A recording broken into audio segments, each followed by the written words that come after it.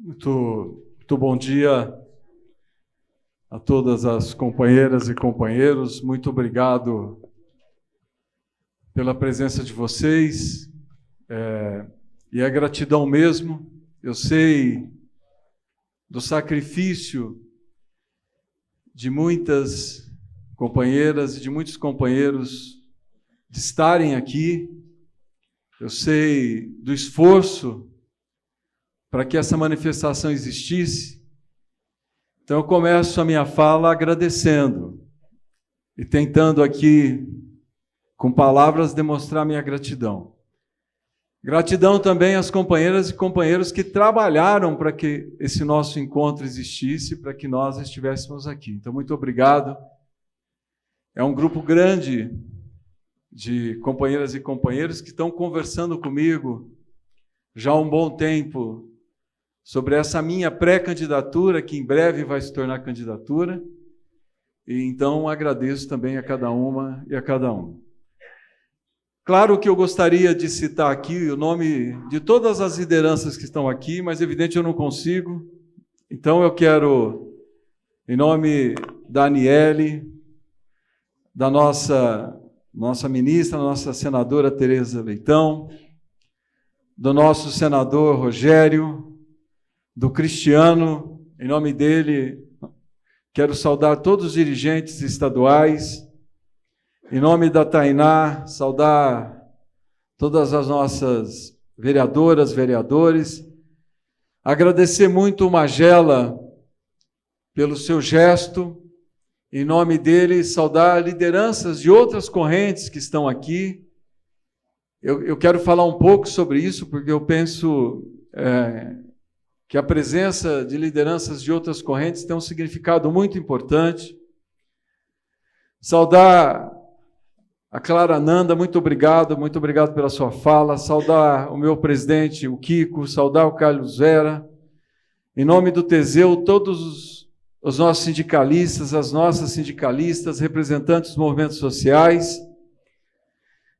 Para mim, é uma extensão da mesa, em nome da Júlia, que é a nossa, que nos dá tanto orgulho na UNE, saudar a toda a nossa juventude. Se sinta fazendo parte, Julinha, dessa mesa também. Saudar o gesto da Camila de estar aqui. A resistência está formalizando uma posição que nós temos que respeitar. A semana que vem nós vamos continuar conversando, então, Camila, muito obrigado pela sua presença. Saudar também o Rosenberg, em nome dele também, todos os nossos parlamentares, sindicalistas. E se vocês me permitirem, fazer uma saudação muito especial ao Rochinha. Para nós é muito importante a sua presença aqui, Rochinha.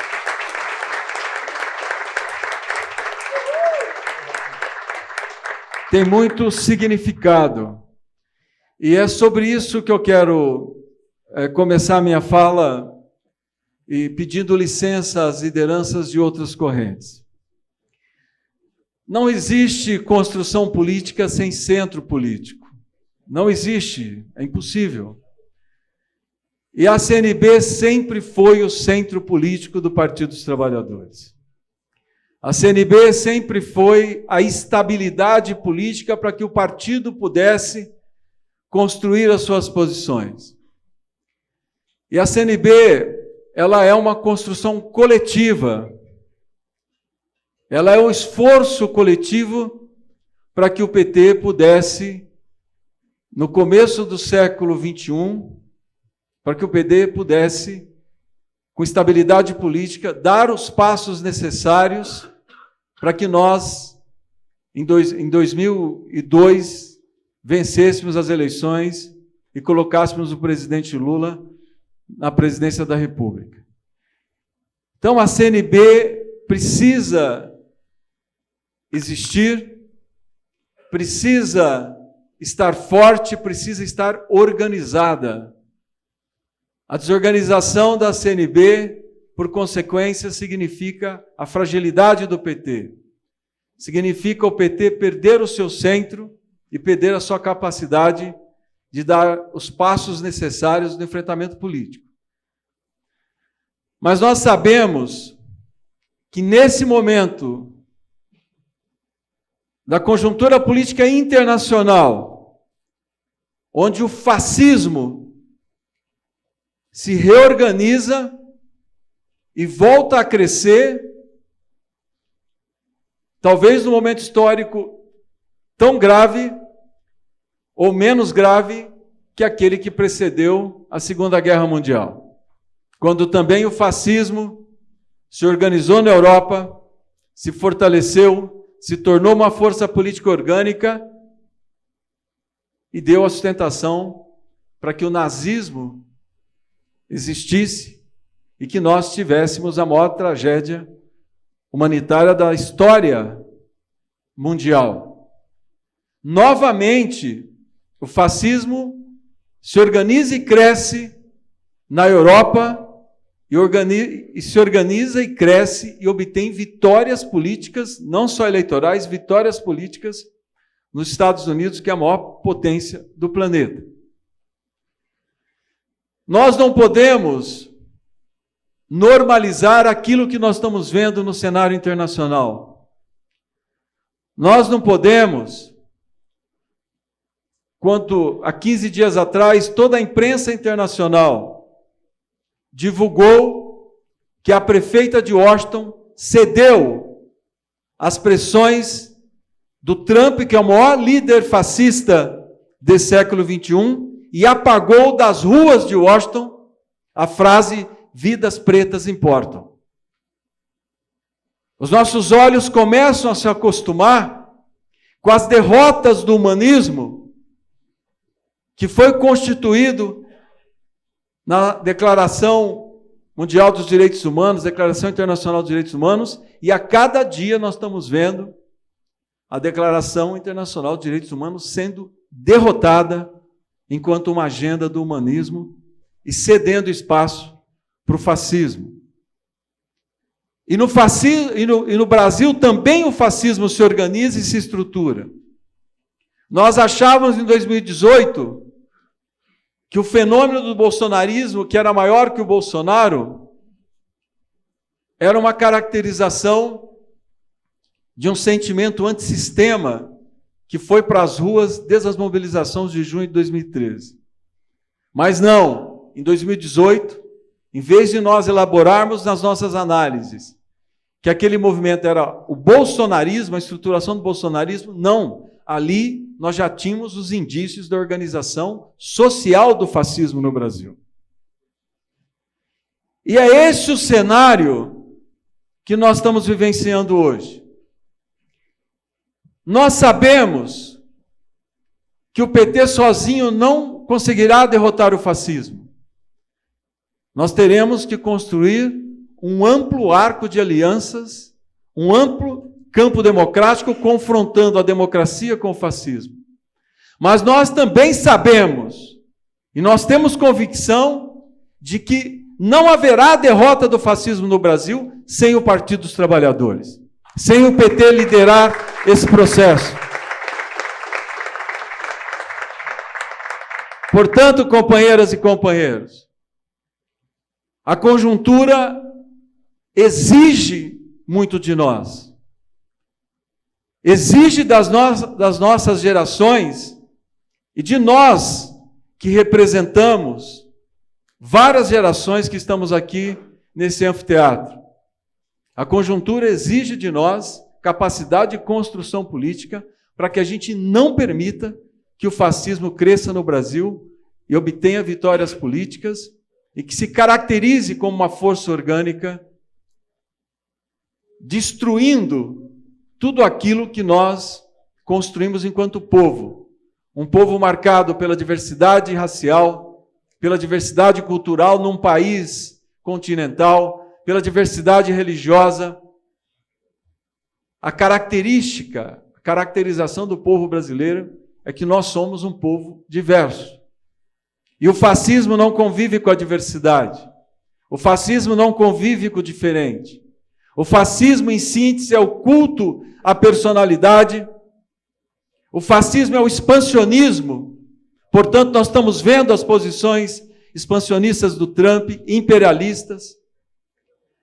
O fascismo, ele tem por característica a organização do autoritarismo e, portanto, o fascismo não convive com o diferente. Ele não convive com a diversidade. E é nesse cenário que nós estamos organizando um PED. E é nesse cenário que nós vamos debater qual partido que será capaz de derrotar o fascismo no Brasil. E nós sabemos, se nós não tivermos a compreensão correta desse momento, a CNB vai errar. E se a CNB errar, o Partido dos Trabalhadores vai errar. E se o PT errar, nós seremos julgados pela história, nós seremos julgados pela sociedade brasileira. O momento exige de nós a construção de um novo campo majoritário dentro do Partido dos Trabalhadores. Nós precisamos construir um novo campo majoritário.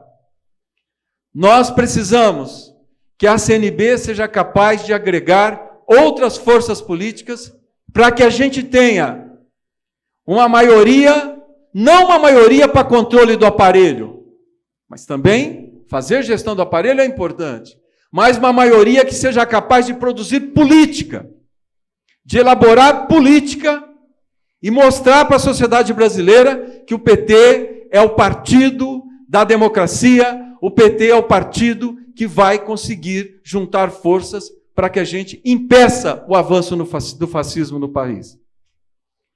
Portanto, companheiras e companheiros, a minha candidatura não é candidatura de oposição a absolutamente ninguém. Eu reconheço o papel da atual direção.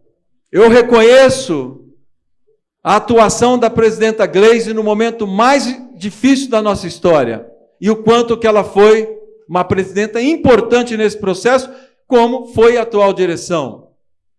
Também não é verdade aquilo que está colocado na imprensa, que a divergência que nos move nesse momento é por controle da tesouraria do partido. Vocês podem ter certeza que não é isso.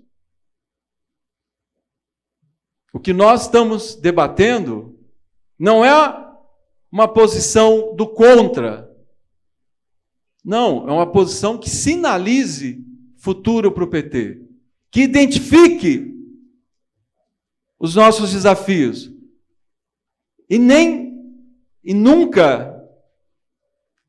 não existe a possibilidade de nós personificarmos nenhuma crítica dentro do PT, como querem dizer que tem um confronto pelo controle da tesouraria entre eu e a companheira Gleide. Inclusive, eu reconheço méritos no trabalho dela, como eu penso também que um partido que tenha que avançar na democracia precisa também democratizar o debate de finanças, democratizar o debate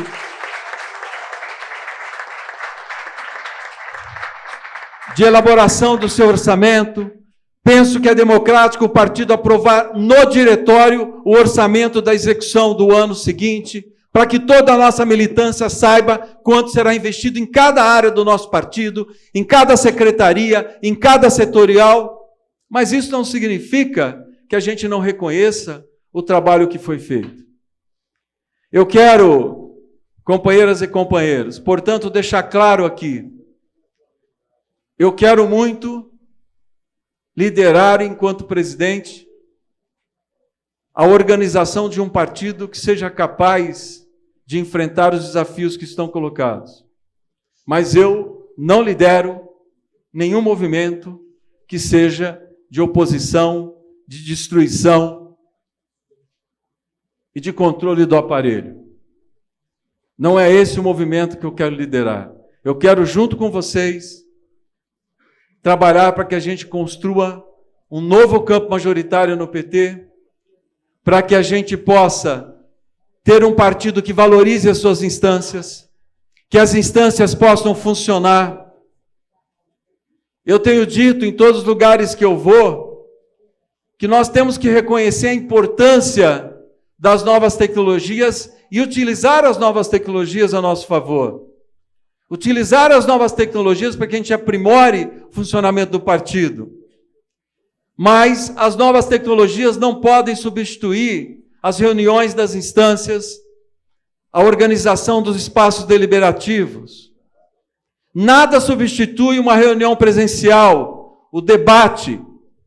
Muitas vezes, o debate da divergência de posições para que a gente possa construir o consenso. Portanto, instância do partido tem que funcionar. Se as instâncias não funcionam, o partido rasga a sua democracia interna. E se as instâncias não funcionam, é o debate que nós colocamos aqui agora há pouco. Eu tenho 40 anos de filiação partidária. Faz 40 anos que todos os dias eu luto para construir o Partido dos Trabalhadores. Desses 40, 31 anos eu exerci mandato. 31 anos eu exerci mandato e sei da importância dos mandatos. Sem mandatos, um partido não disputa hegemonia na sociedade. Sem mandato, o partido não amplifica as suas posições. Sem mandato, portanto, não há luta política no dia a dia da sociedade. Mas, companheiras e companheiros, mandato não pode substituir instância partidária.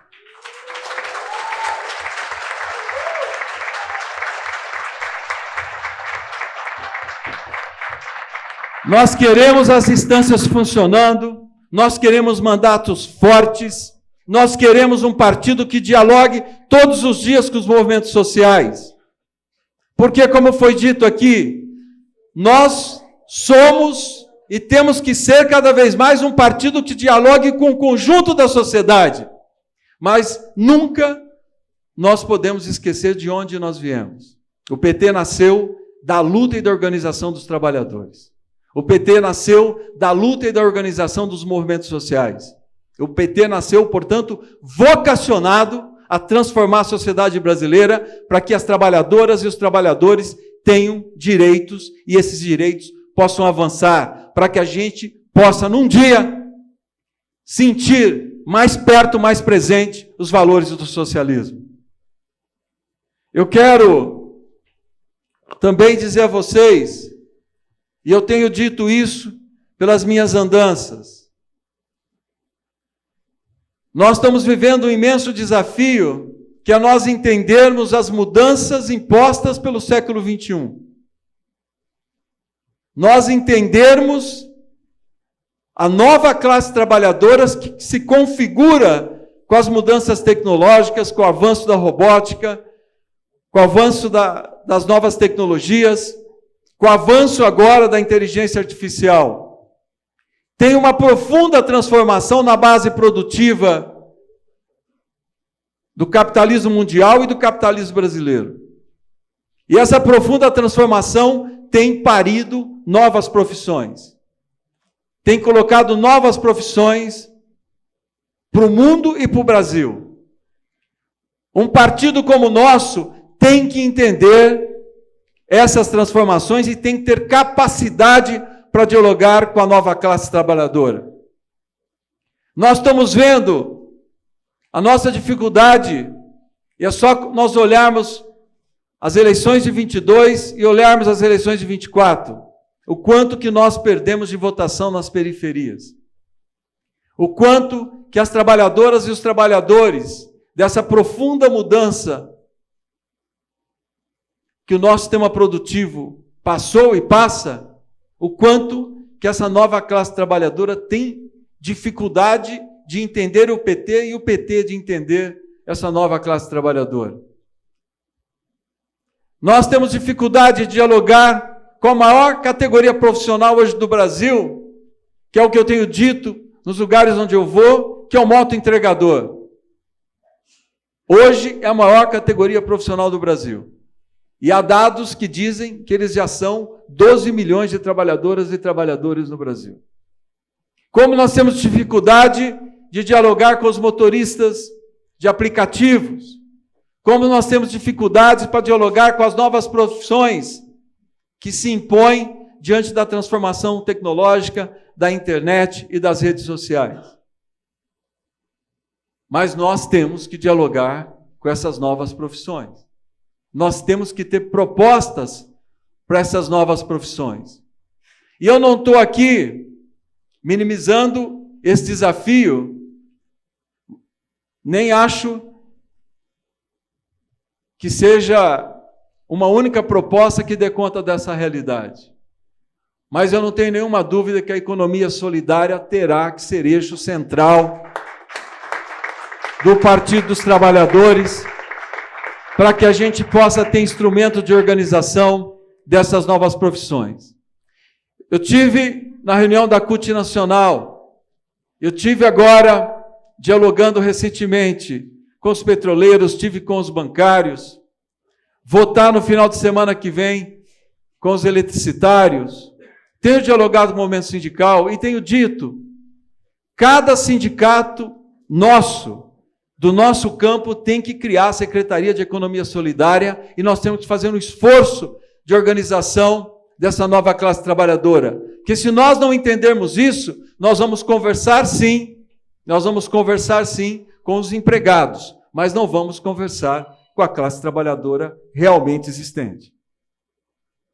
Como eu penso, companheiras e companheiros, que nós temos que ter presença na vida das nossas periferias, e não estou dizendo que muitos de nós não tenham presença, muitos têm, mas tem que ser uma orientação do partido, nós voltarmos a fazer trabalho de base, a fazermos organização de base, retomarmos a nucleação, talvez, inclusive incorporando as novas tecnologias, mas nós temos que estar presentes na vida dos trabalhadores das periferias.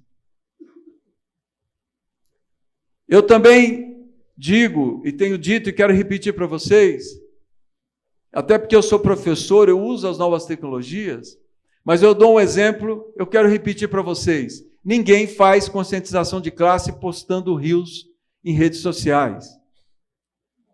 Disputar a consciência de classe é educação popular. Educação popular é presença, é organização na base da sociedade. O PT tem que ter presença no cotidiano das trabalhadoras e trabalhadores, nós temos que estar presentes na vida real da sociedade hoje existente. Eu sempre uso um exemplo que eu quero repetir para vocês, para eu encerrando. Eu penso que muitas vezes a gente critica a teologia da prosperidade das igrejas pentecostais. Mas eu sempre digo que as igrejas pentecostais ou as igrejas evangélicas pentecostais, quando tem um conflito familiar, muitas vezes a mulher é espancada pelo marido, quem está lá é o pastor. Quem vai para a biqueira tirar o menino que está vendendo droga na biqueira, muitas vezes é o pastor. Quem vai disputar a menina com a prostituição, muitas vezes é a igreja. Quanto falta comida na mesa, quem organiza a cesta básica é a igreja. Portanto, as igrejas pentecostais e neopentecostais estão fortes porque elas têm presença na vida do povo. Eu não estou dizendo aqui que um partido tem que disputar com religião, porque religião é movido pela fé, é movido pela espiritualidade, é movido pela subjetividade. O que eu quero dizer é que nós temos que ter presença. E nós temos que entender que hoje a comunidade evangélica avança 1% ao ano na sociedade brasileira. Portanto, seguramente a partir de 2030, o Brasil será um país majoritariamente de evangélicos. E não é possível que a gente continue alimentando esse antagonismo entre o PT e as religiões evangélicas, por mais que muitas vezes nós tenhamos divergências sim.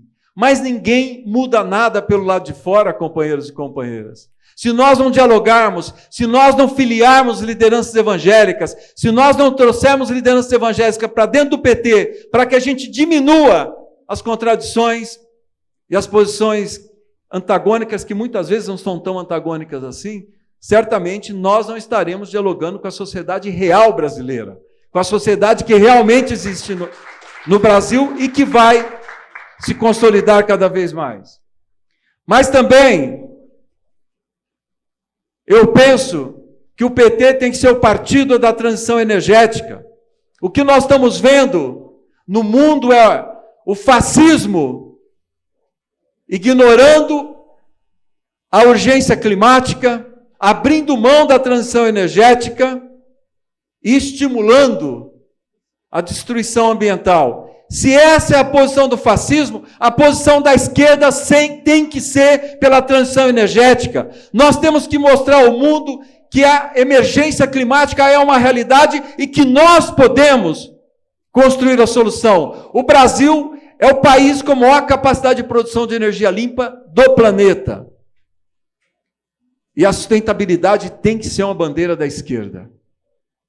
Tem que ser uma bandeira da esquerda. E se o PT não fizer desse debate o seu debate central, estruturante, nós não estaremos debatendo com aquilo que é efetivamente urgente e emergente nesse século XXI. Como eu quero também dizer a vocês que diante dos novos desafios colocados para o Partido dos Trabalhadores, nós temos que saber identificar no cotidiano da sociedade o conceito da democracia. Eu não tenho nenhuma dúvida que o debate de futuro será democracia contra o fascismo. Mas a democracia não pode ser um valor não identificado pelos trabalhadores e pelas trabalhadoras. A democracia não pode ser uma abstração. Nós temos que dizer para a sociedade que a democracia é sinônimo de distribuição de renda, a democracia é sinônimo de educação de qualidade, e aí a gente tenho conversado muito com a nossa senadora Tereza, o PT tem que voltar a levantar a bandeira com muita força da educação integral. O PT não pode recuar desse debate, porque se nós queremos uma sociedade que rompe com a desigualdade, o fim da desigualdade passa pela educação. Portanto, democracia tem que ser sinônimo de educação de qualidade. Democracia tem que ser sinônimo de políticas para a primeira infância. Eu me filiei ao PT, e eu sempre digo isso, o direito à creche era uma das nossas principais bandeiras, inclusive que a creche é um direito da criança, e nós colocávamos sempre como um direito da mãe, para que a gente possa construir relações mais igualitárias na sociedade. É um direito da mulher, é um direito da família, para que a família não seja misógina, machista e não reproduza as relações de misoginia e de machismo.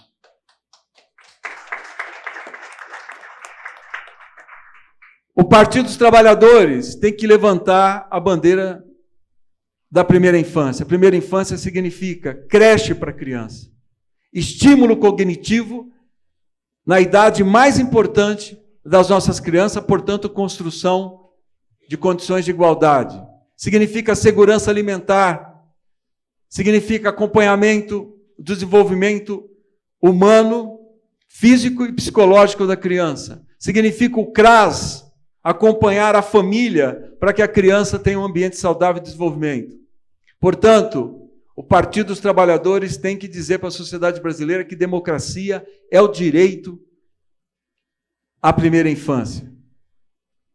Como a democracia é o combate ao racismo, à homofobia, a democracia é o acesso ao crédito, é a democratização da distribuição de renda, é o combate à concentração de renda. Nós temos que identificar o conceito da democracia no cotidiano da sociedade. As companheiras e companheiros, o Partido dos Trabalhadores tem a missão central de derrotar o fascismo. E a derrota do fascismo passa pela reeleição do presidente Lula em 26. Se nós formos derrotados em 26, será trágico, porque será o avanço do fascismo, das lideranças fascistas e da organização orgânica do fascismo junto à sociedade brasileira. Aqui nós podemos falar entre nós. Todos nós trabalhamos que o ato em Copacabana, claro que eles chamaram 1 milhão, foi um vexame porque pôs 18 mil pessoas na rua. Nós, para colocarmos 10 mil pessoas na rua, muitas vezes a gente sua sangue. Portanto, nós temos que entender que eles têm base social, sim. E se nós não reconhecermos a gravidade do momento que nós estamos vivendo, portanto, se nós errarmos no diagnóstico, nós vamos errar no procedimento. Eu brinquei com o Rogério, que é médico, lá em Sergipe essa semana, ou seja, errou no diagnóstico, erra no tratamento e pode matar o paciente. Nós não podemos errar no diagnóstico. É grave o momento que nós estamos vivendo. E o fascismo, historicamente, sempre teve base social orgânica. É só nós lembrarmos que em 22, na Itália, os fascistas colocaram 50 mil pessoas nas ruas de Roma em 22. Nós precisamos derrotar o fascismo. E essa derrota passa pela eleição do presidente Lula em 26. É central nós construirmos a vitória de 26. Mesmo assim, nós daremos um golpe com essa vitória, mas não significa a derrota deles. É só nós olharmos para os Estados Unidos, que em 20 derrotou o Trump. O mundo achou que o fascismo tinha sofrido um grave golpe diante da eleição democrata do Biden em 20. Eles foram para a sociedade americana, se organizaram, construíram uma agenda fascista, onde a principal bandeira é a deportação de imigrantes. É só a gente fazer o paralelo com a Europa pré-Segunda Guerra Mundial. Eles se organizaram e voltaram. E o ataque do fascismo sobre o Partido Democrata Americano é brutal e é histórico. E o Partido Democrata Americano é uma instituição consolidada da sociedade americana. Mas olha o tamanho do ataque que eles têm sofrido. É um ataque para destruir o Partido Democrata. É esse o cenário que nós vamos viver no Brasil. Essa é a nossa tarefa. Portanto, nós temos que ter consciência da importância da reeleição do presidente Lula em 26. Mas também nós temos que ter consciência que é a última eleição que o presidente Lula estará exposto nas urnas do nosso país. Portanto, a nossa tarefa enquanto dirigentes é construirmos o PT pós-Lula. E eu vou repetir aqui uma frase que é do próprio presidente Lula, quando ele diz: o meu sucessor não será um nome, o meu sucessor será o Partido dos Trabalhadores, porque se o PT estiver forte, o nome nós construímos. Nós temos que ter a missão histórica de organizar um partido forte, enraizado na sociedade brasileira, com uma agenda atual junto ao povo brasileiro, para que esse partido possa honrar a história dos sindicalistas que fundaram o PT na década de 80, das lideranças dos movimentos sociais que fundaram o PT na década de 80, e dos sobreviventes da ditadura militar que fundaram o PT na década de 80. Esse é o legado que nós temos que defender. E é esse o partido que nós temos que construir, que carregue o legado da nossa história, mas aponte para os caminhos do nosso futuro. E nesse sentido, eu encerro a minha fala, companheiras e companheiros, dizendo que esse PED é histórico, sim, como disse a nossa senadora Tereza. Ele é histórico pelas condições conjunturais que nós estamos vivendo e pelo tamanho da missão que nós temos, da tarefa que nós temos, enquanto dirigentes, para construir um PED que produza uma direção forte, que dê conta desse partido que tem que ser construído para que a gente enfrente a história no pós-Lula. Nós temos que construir um PED que vá muito além, como bem disse aqui a senadora também, Tereza, que vá muito além de nós carregarmos garrafas e engradados que muitas vezes lotam uma carreta, 2 carretas, 3 carretas, 10 carretas. Nós temos que construir um PED que mobilize a nossa militância, que traga para votar companheiras e companheiros que estão descrentes do nosso partido, que se afastaram do PT. Que nós possamos mobilizar companheiras e companheiros que muitas vezes se esqueceram, inclusive, que são filiados ao Partido dos Trabalhadores. Portanto, é um PED que a gente debata com a sociedade brasileira e que a gente identifique na sociedade brasileira companheiras e companheiros que queiram voltar para a vida orgânica do PT e nos ajudar a construir esse partido que tem uma missão tão grande como essa que eu tento descrever aqui agora. O Partido dos Trabalhadores é o principal partido da política brasileira. O Partido dos Trabalhadores é o maior partido de esquerda da América Latina. E nós queremos que ele continue sendo. Mas, para isso, nós teremos que fazer mudanças importantes no nosso partido. Eu quero aqui assumir o compromisso para que a gente construa, todos nós, juntos, passando o PED, que a gente construa ainda esse ano um congresso do nosso partido. Um congresso que traduza no nosso estatuto qual o partido que nós queremos.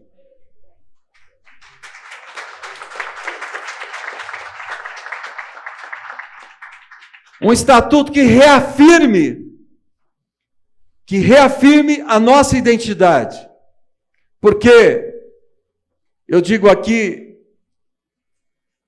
enquanto um militante do PT que governou uma cidade por 4 anos, e que por 4 mandatos, 16 anos, e que muitas vezes eu me sinto até ofendido quando dizem que eu vou puxar o PT para o centro. Eu gostaria que quem faz essa acusação a mim fosse olhar o governo que eu construí enquanto prefeito.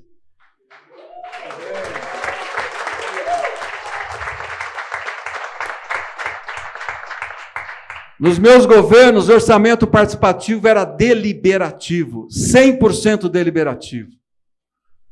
Nos meus governos, tinha casa-abrigo para mulher vítima de violência, centro de referência da mulher, centro de referência para a comunidade LGBTQIA+, casa-abrigo, a primeira casa-abrigo pública para a comunidade LGBTQIA+.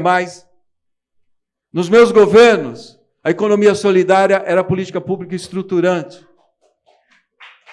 Nos meus governos,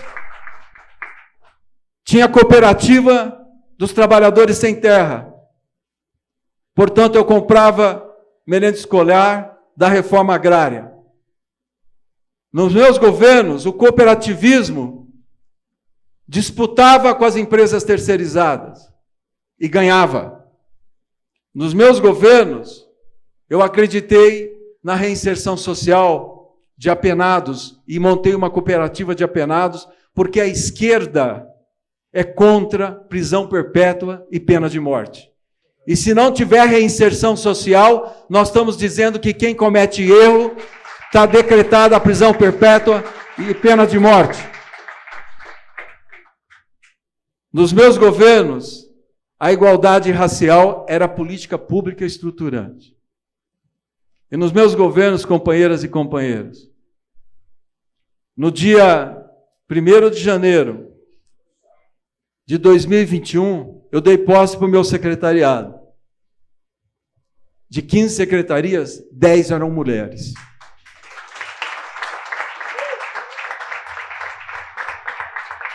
Com todo respeito a quem tenta me descaracterizar enquanto militante do PT,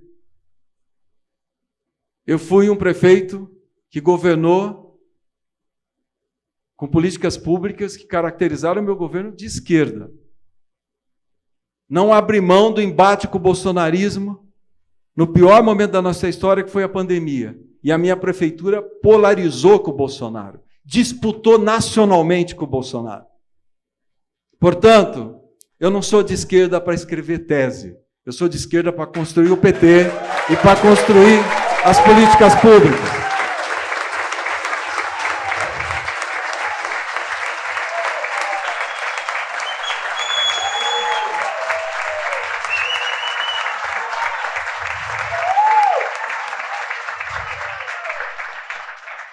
Que nós possamos construir um grande PED, um PED que a gente reacenda a esperança na nossa militância, que a gente reacenda a esperança nos nossos filiados, que a gente contagie a nossa juventude, mostrando que o PT é o caminho da esperança, da igualdade e da construção do socialismo.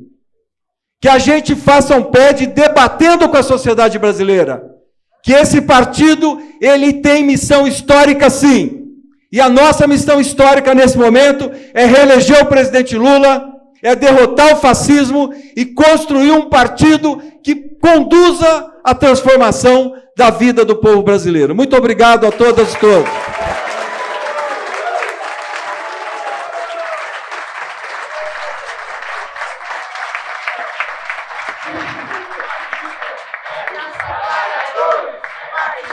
Partido é das trabalhadoras. Partido é das trabalhadoras.